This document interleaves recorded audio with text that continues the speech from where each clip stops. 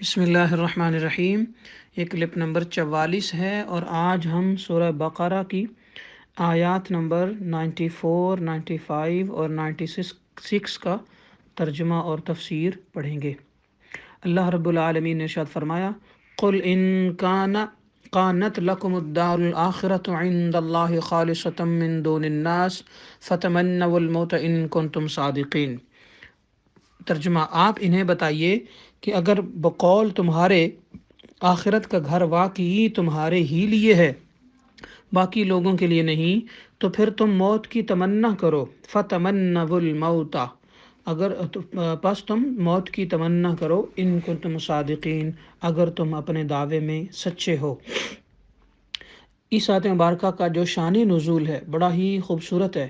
وہ یہ ہے کہ یہودی کہتے تھے کہ ہم خواہ کچھ مرضی کریں تو آخرت کی بھلائی صرف ہمارے ہی لیے ہے، ہم کبھی بھی دوزخی نہیں ہو سکتے، ہم کبھی بھی جہنم میں نہیں جا سکتے۔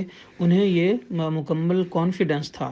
اس کی دلیل ان کے پاس یہ تھی، کہتے تھے کیونکہ ہم اولاد انبیاء ہیں، ہم ہزاروں نبی ہمارے قوم میں آئے ہیں، تو ہم تو نبیوں کی اولاد ہیں، اور مسلمان چاہے کتنی ہی نیکیاں کر لیں یہ جنتی نہیں ہو سکتے۔ تو اللہ تعالیٰ نے ان کی اس غلط بات اور غلط افواہ کا جواب دیا، اور اس وقت یہ آیت مبارکہ اتری کہ واقعی اگر تم جنتی ہو تو جنت میں جانے کے لیے موت کی تمنا کرو، کیونکہ موت وہاں جانے کا ذریعہ ہے۔ اور دوسری بات یہ ہے کہ چونکہ اللہ تعالیٰ نے فرمایا نا کہ موت کی تمنا کرو، تو اس سے کوئی یہ مطلب نہ نکال لے کہ موت کی تمنا کرنا اس سے جائز ہو گیا ہے، نہیں، بلکہ اللہ تعالیٰ کی بخشش اور حضور سرور دو عالم صلی اللہ علیہ وآلہ وسلم کی ملاقات کے شوق میں موت کی تمنا بالکل جائز ہے۔ ملاقات سے مراد، آقا علیہ السلام کی ملاقات سے مراد کہ حضور علیہ السلام کا قبر میں دیدار کروایا جائے گا، آقا علیہ السلام کی قبر میں زیارت کروائی جائے گی۔ اسی لیے تو آقا علیہ السلام اور گنبد خضرا کے درمیان جتنے بھی حجابات ہیں وہ اٹھا دیے جائیں گے، اور بلکہ اٹھا دیے جاتے ہیں، اور پوچھا جاتا ہے ما كنت تقول فی حق هذا الرجل، اس عظیم ہستی کے بارے میں تو دنیا میں کیا کہا کرتا تھا، تو دنیا میں اس عظیم ہستی کے بارے کون سے الفاظ استعمال کرتا تھا، اور ان کی شان اور عظمت کے بارے تو کیا کہتا تھا؟ کیا ان کی عظمتیں بیان کرتا تھا یا خدا نخواستہ عظمتیں گھٹاتا تھا؟ کیا ان کی عزت اور عظمت اور آپ ان کے ساتھ محبت کا اظہار کرتا تھا یا خدا نخواستہ اعتراض کرتا تھا؟ تو جو بھی کہتا ہوگا انسان اس وقت اسے سچ ہی بولنا ہوگا۔ تو آقا علیہ السلام کی قبر میں ملاقات اور زیارت اور دیدار کے لیے موت کی تمنا جائز ہے، مگر دنیاوی مصیبتوں سے یا پریشانیوں سے یا تنگ دستی سے یا آفس کے کوئی معاملات کی وجہ سے، گھریلو جھگڑے کی وجہ سے یا کسی بھی وجہ سے تنگ آ کر موت کی دعا کرنا بھی حرام ہے۔ یہ کہنا کہ یا اللہ میں مر جاؤں، یا اللہ مجھے موت آ جائے، تو ایسا کہنے والا گناہ کبیرہ کا مرتکب ہے۔ لہٰذا اس آیت مبارکہ میں، اور ایک حدیث پاک بھی بالکل اسی طرح کی ہے، تو اس میں کوئی اختلاف نہیں ہے۔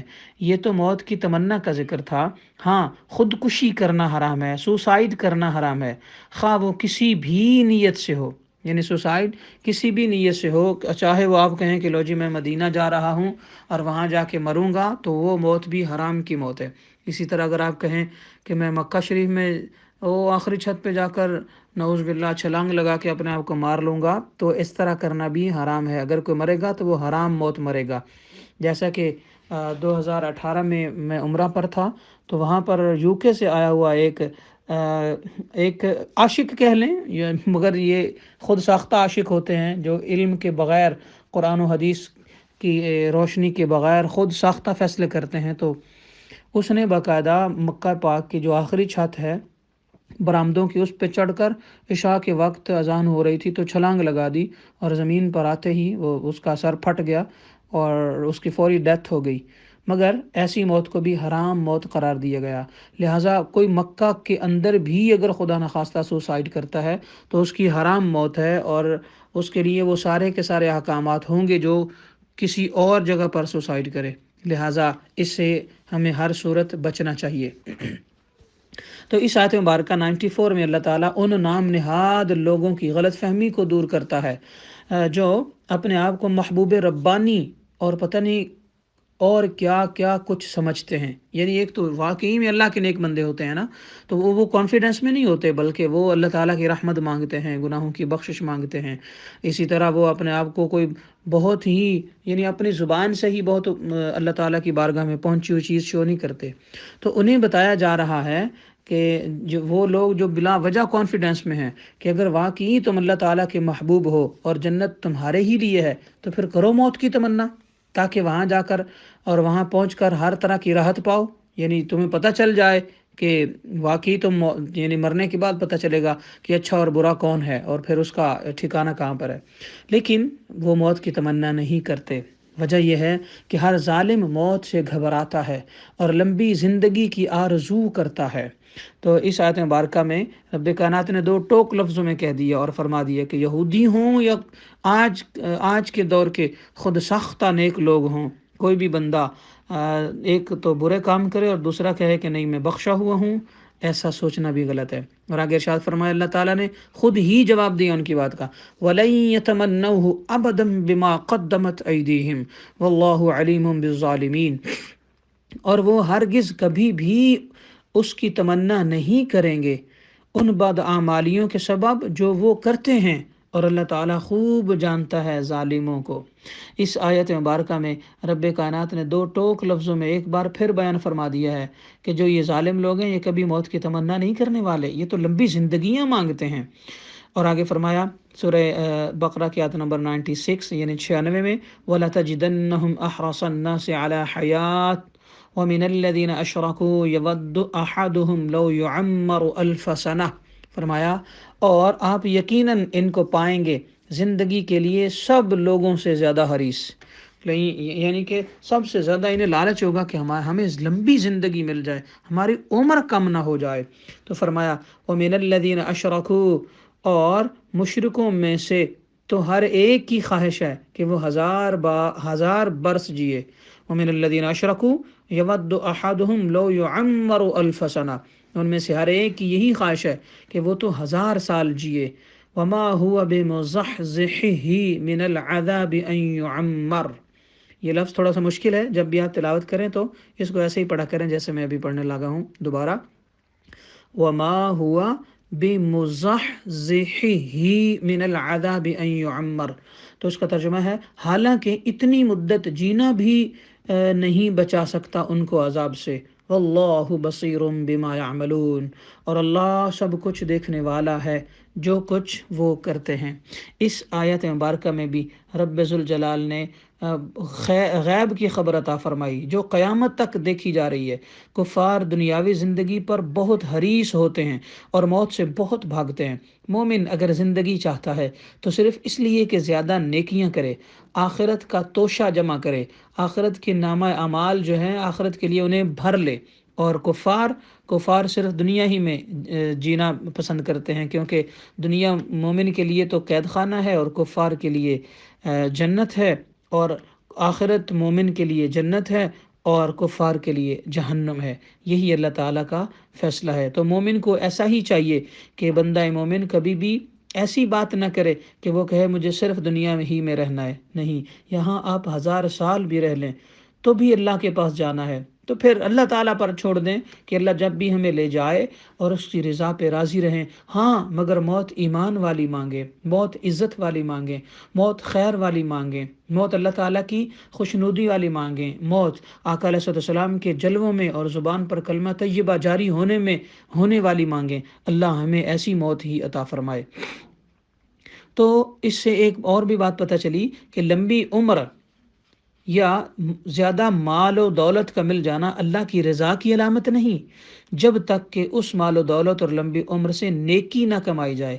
تو یہ بھی معلوم ہوا کہ کفار کے سلام و جواب سے اسلامی سلام و جواب ہے جو وہ افضل ہے، کیونکہ ان کے سلاموں میں صرف دنیا کی دعائیں ہیں. اسلام یوں کہہ لیں کہ اسلامی سلام جو ہے، یعنی جو اسلام کا سلام ہے اس میں سلامتی کی دعا ہے جو کہ دنیا اور آخرت دونوں کو شامل ہے.